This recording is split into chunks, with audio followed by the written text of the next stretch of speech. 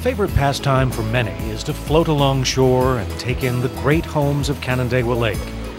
For one couple, their summertime voyages allowed them to watch a dream home being built, never thinking it might someday be theirs. As with many people, Roger and Carolyn Friedlander have a long relationship with Canandaigua Lake. Our first date was a couple of miles from here on a public beach with a group of other folks many, many years ago. So we've sort of stayed in this community for a long time.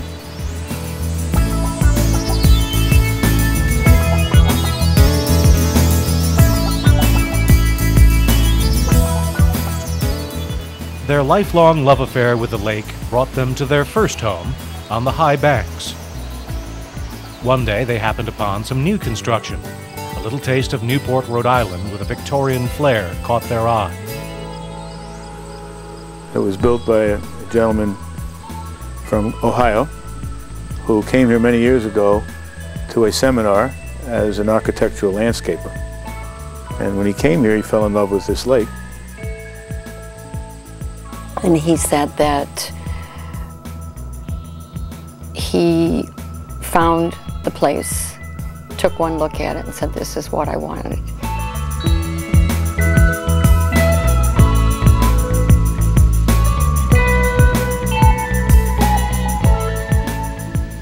With a background in construction, this gentleman from Ohio had the means to bring his vision to life. He remembered seeing a home in Newport, Rhode Island that was an inspiration for him. He took a photograph of it, went to an architect and said, "Design me this house." And that's how the actual design of it came. He modified it because of the hillside and the way it had to sit on the land and the trees in front of it and so on and so forth. But every room faces the lake and has a lake view. It was so important to him. It was a long-distance project, one watched by many as they traveled the waters of Canandaigua Lake, including the Friedlanders. And the three sons-in-law and the son were all in the business. So actually the five of them would come on weekends, and they actually did the excavating and the layering and the developing of the land and all. Brought their own equipment, landscaped it and all, moved the earth. And while this was all going on and they were building the house, we used to sit in our boat in the lake watching it because it was an interesting project, never having any conception that one day we'd be sitting here looking out at the lake.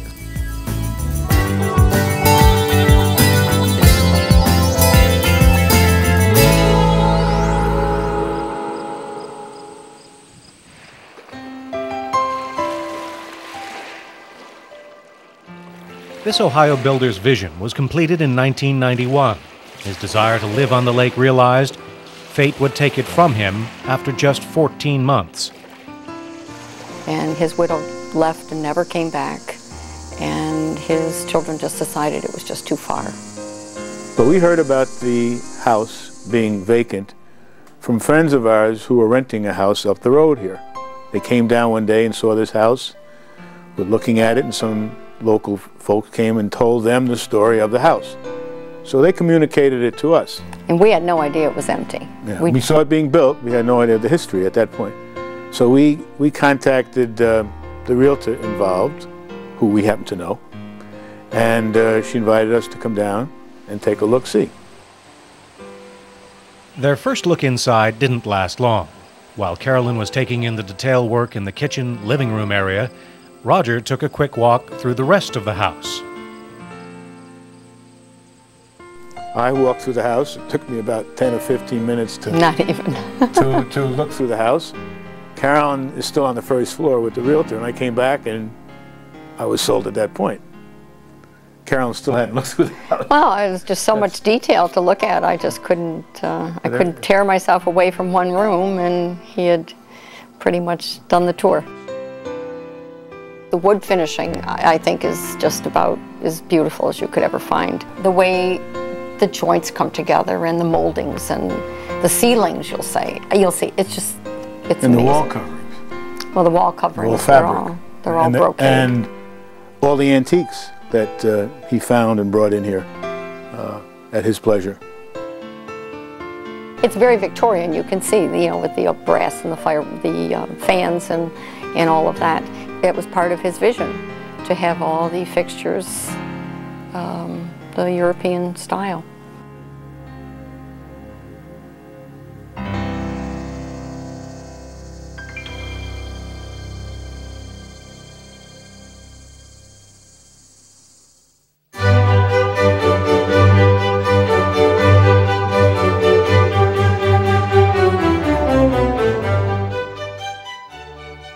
The original owner's desire for the perfect house resulted in many tales of his eye for detail. His was a vision to be realized, and money or time was no object. He gave them pretty free rein on what they could do from an expense standpoint, but he was very demanding. So very specific in what his vision was. He was entitled to, since he gave him a sort of an open hand to work with. If you go out into the porch, you'll see that the stones, and they're all natural stones because this whole area is filled with beautiful stones, natural stones from the area, but they're set in mortar. And he came down one weekend and he started being very upset. Ranting and raving. He didn't want any, he had told the contractor that he didn't want any mortar showing. He just wanted them laid, and somehow, or if there was, it would be concealed. And so he wanted it all ripped out, and the contractor said, well, you don't take out masonry. And he said, well, I don't like it, and you got to get rid of it. And he said, well, I'll tell you what I'll do. He said, I'll leave the inside as it is, but on the outside, I'll face it with stones that just lay without the mortar. And that's what he did. There is a distinct nautical feel to the house. Every room is filled with antiques collected on long trips from Ohio. Even the fans have a story. There's a place in Oklahoma, if he's still in existence, I don't know, this was 12 years ago, 14 years ago, called the Fan Man. It's a company. And he would take fans from old buildings, homes, hotels, whatever, that were being restored or torn down or, you know, renovated, however, and he would take them into his company, and he would fix them and polish them and do whatever they needed to do to be in working order. Somehow he found out about this company, and that's where all these fans came from, every one of them. Mm-hmm. So they really are authentic from period hotels and offices and homes. One in particular catches your eye as you enter one bedroom. Some things are not what they seem. I don't know the history of it or the pattern, design. It may have a name, I don't know. But when you look at it, all you see is a light. You don't see the blades, and you turn it on, and all of a sudden the blades pop out. So you go like a propeller. You go like that. It just kind of catches everybody. Their dream home was complete when they moved in. All it needed was some personal touches. Their granddaughter added her own. She named each room. The one that's closest to the trees over by the creek, she called the tree house, and there's the lake view and the garden view and the sunset, and the third floor is Hawk's Nest. And she did these little things, and so I thought, and I said, Sarah, you've got to sign them. The master bedroom is like the bridge of a ship. He always likened it to the bridge. And you're up high, and you're overlooking the water, and there's windows on all sides, and you get that real nautical feeling, as is true with other parts of the house.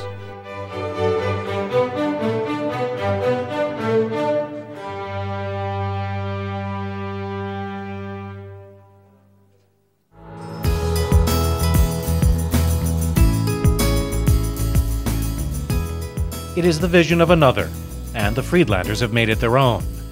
They know that, like themselves some years ago, many still float by, peering in at one of Canandaigua Lake's great homes.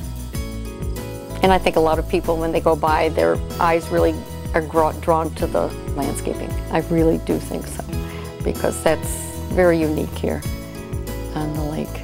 You know, to have this much open lawn and gardens and trees. We love sitting here watching it being built. It's a beautiful view, the trees and the landscaping. And just the fact that the inside was so perfect. It was beautiful. Everything was meticulous. And just captured me immediately. And the fact that we have woods behind, because I'm a woods person, he's a water person, so it's a wonderful compromise. It's for both of us, because I like the woods and he likes the water, so we do have both. We're very fortunate.